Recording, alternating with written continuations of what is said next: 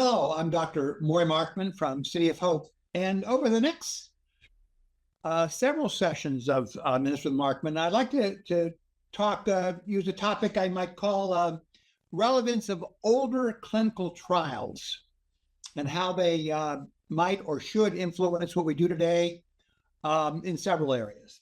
Two basic points that I'd like to make, one of which is going to be focused on today. The first is we conduct a clinical trial, we complete it, we move on to different standards of care, different clinical trials. It's important that that now older clinical trial have been appropriately interpreted. Yes, it's an older trial. We say, oh, this trial showed, that's not what we did in the past, but was it in fact interpreted convincingly in a manner that actually utilized the data that was contained in that trial?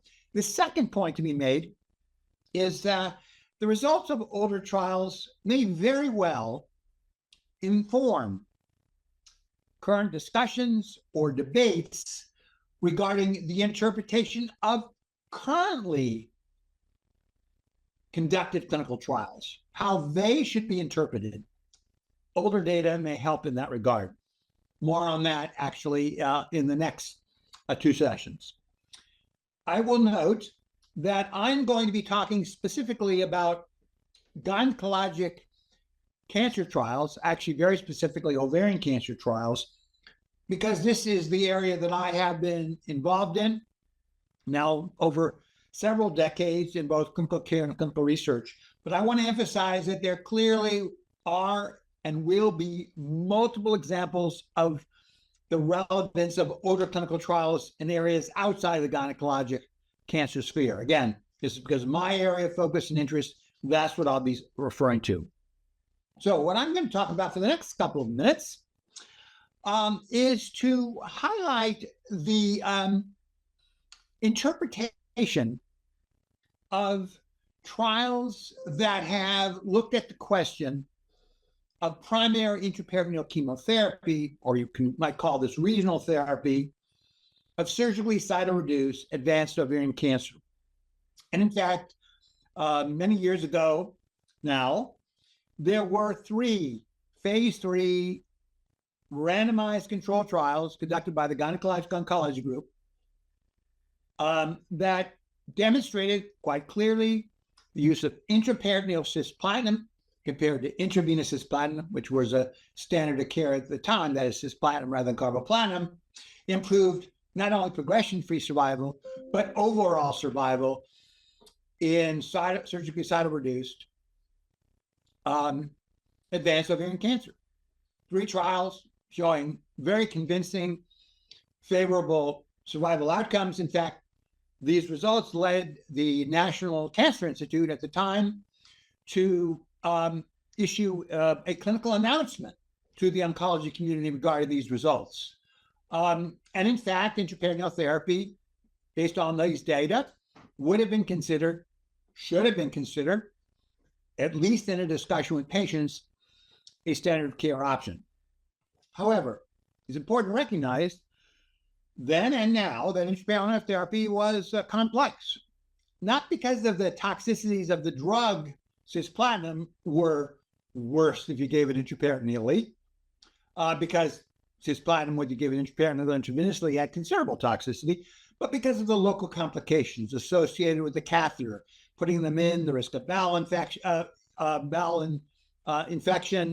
complications of the catheters having to be removed, no question about it. However, the randomized controlled trials certainly did not show an increase in deaths related to the catheters. And again, overall survival was improved with the direct delivery of cisplatin into the peritoneal cavity. The Gynecologic Oncology Group elected to do another trial after these 3 phase 3 trials, and involving 1,500 patients, published in the JCO in the year 2019, demonstrated equivalent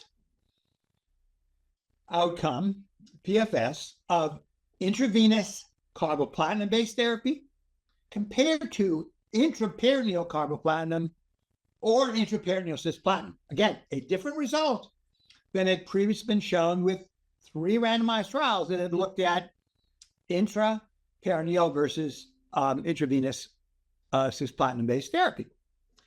The oncology community, I think it's fair to say at that point, very specifically the gynecologic oncologists, abandoned intraperitoneal therapy, classic intraperitoneal therapy given over 6 cycles on the basis of this trial, saying, oh, no advantage of intraperitoneal cisplatin. But was that a correct interpretation of the results? It was an interpretation of the results, but was it a correct interpretation of the results as relates to the previous studies that have been conducted that showed a survival advantage? And the answer to that is absolutely not. Why? Because the previous trials, in fact, had used intraperitoneal cisplatin, but all of them had used a dose of 100 milligrams per meter squared in the trials that showed a survival advantage. And this trial, reported in 2019, had used cisplatin at a dose of 75 milligrams per meter squared, and there was not an appropriate, in my opinion, control arm, which would have been cisplatin given at a dose of 100 milligrams per meter squared, because that is where you had shown the survival advantage. Now, it was understandable to potentially give a lower dose to potentially reduce some of the systemic toxicity. But the result of doing that was that they never compared this new regimen, cisplatin, at 75 milligrams per meter squared, to what should have been the control arm of 100 milligrams per meter squared, because that is where you'd seen the survival advantage. And therefore, to conclude that intraperitoneal cisplatin was equivalent to intravenous carboplatin based on this trial, knowing the 3 older trials, was simply a misstep. But that was not the only concern about the interpretation of this trial. In fact, the trial reported in 2019 by the GOG gave to all arms of the trial, either intravenous or intraperitoneal, bevacizumab. Understandable to do that because the GOG had recently shown that bevacizumab impacted outcome when giving chemotherapy with platinum-based treatment when given intravenously. So the idea of adding it to the study I just reported was reasonable, but there was no arm that did not include bevacizumab. Fine. So one might conclude, again, recognizing the 75 versus 100 milligrams per meter squared question, one might conclude that one could give bevacizumab instead of giving intraperitoneal therapy. Fine. My question there would be, do all oncologists,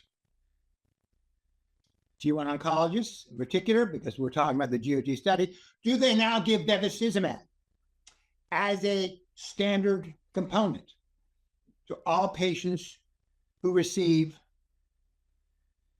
intravenous platinum-based chemotherapy as a primary treatment, rather than simply now giving carbotaxol? Do they take the results of the trial I just reported that showed equivalence between intraperitoneal versus intravenous therapy, all patients given bevacizumab? Do they give all their patients bevacizumab? And the data, I think, speaks for itself. The answer to that is no. So then the final question is, if they don't give bevacizumab, based on this 2019 study, why not?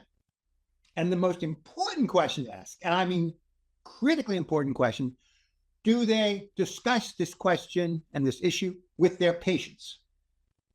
Do they inform the patients they, in fact, are not using the data that comes out of these trials and the older data with intraperitoneal therapy, or do they simply make a decision on their own to interpret the studies as they've chosen, rather than have a direct discussion with their patients?